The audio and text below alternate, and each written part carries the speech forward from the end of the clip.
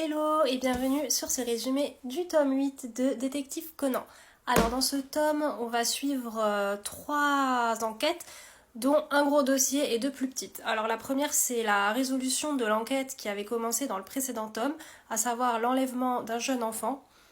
Et durant ce petit chapitre, on va voir que Ran veut de plus en plus retrouver Shinichi.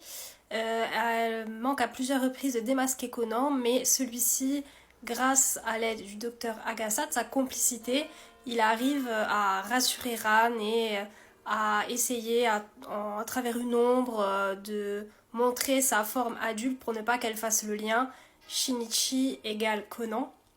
Et on voit également dans ce chapitre que les deux se font des petites déclarations interposées sans se le dire clairement, mais ils commencent à s'avouer leurs sentiments amoureux. Ensuite, on a un gros dossier qui consiste en un meurtre, bien évidemment, on est dans Détective Conan, c'est logique. Alors, pour pas me perdre, donc, c'est le docteur Agassa qui a remporté, enfin qui s'est plutôt inscrit à un concours où c'est dans un hôtel de luxe. Il y a un concours qui est organisé pour découvrir qui est l'organisateur de ce concours. Et la personne qui découvrira qui a organisé ce séjour dans l'hôtel de luxe se verra offrir le séjour tout frais payé et héritera également d'un virus informatique qui a été créé pour pirater les comptes de grandes entreprises. Donc le professeur Agassa ne peut pas s'y rendre, alors il va inviter Conan, Kogoro-Mori et Ran à y aller.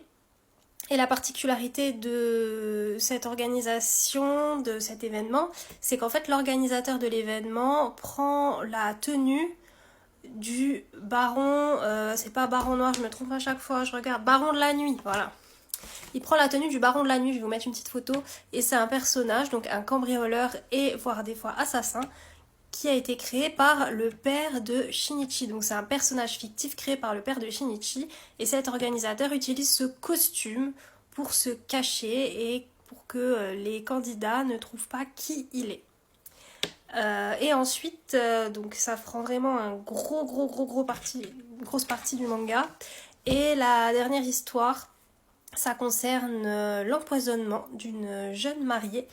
Et je vous raconterai cette histoire plus en détail dans un nouveau format de vidéo qui, j'espère, arrivera bientôt quand j'aurai le temps de les tourner.